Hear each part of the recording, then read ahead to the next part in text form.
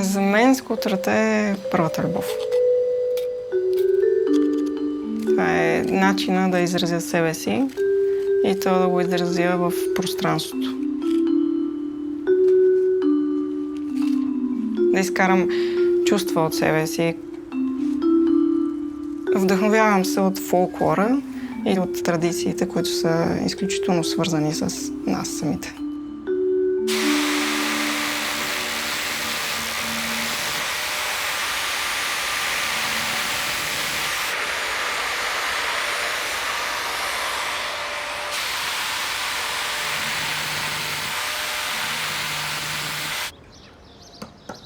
Последният проект, който разработвам, е комбинация между камък и метал, вдъхновена от свиленицата, което представлява вид орнаменти, които се бродират върху ръкава на женските ризи, които са част от носията. Двата материала, които за момента ме вълнуват най-много, са камъка и стъклото. Камъка с неговата солидност, с тежестта си, с плътността си, с неговата песен, защото като почне да се обработва, просто почва да пее по негов си начин. Винаги съм харесвала да работя растерно и да се виждат или пръстите, как са минавали по глината, или същото в камъка, когато се използват забати шкарпели, остават ни хубави олейчета. Сякаш се добавя един штрих на самия камък, който пък също дава една игра на светлината, на сянката.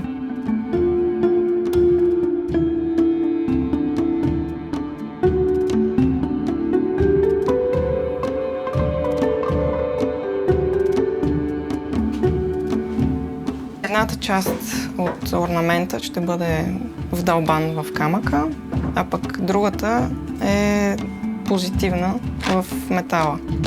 А пък другия ръкав ще бъде комбинация между дърво и керамика. Това е най-долната част на ръкава. Тук ще се избродира орнамент. Върху нея ще се сложи дървена част и после отново ще има керамика. Това е основата за другия ръкав. Както е металната част за камъка, тази керамична ще бъде за дървената.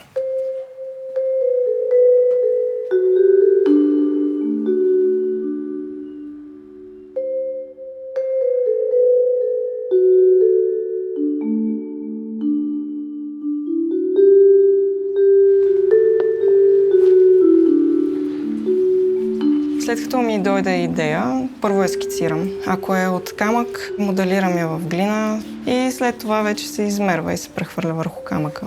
При стъклото процесът е малко по-различен. Подготвя се много хубаво проекта, след това се режат парчетата, поместват се. С едно парче зеолит смятам да направя една малка фигурка. Всъщност е вдъхновена от просекините по улиците. Тя е такава свита жена, облечена в едни такива като роби. В случая избирам зеления камък, защото в него има и по-светли жили, които ще дадат една игра на тези плащове.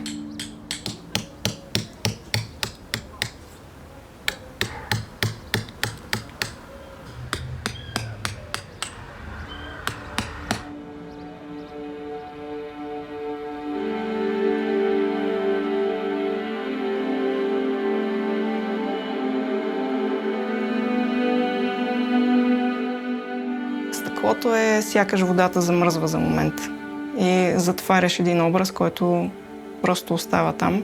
В същото време е транспарантен, през него се вижда, през него светлината минава по различен начин.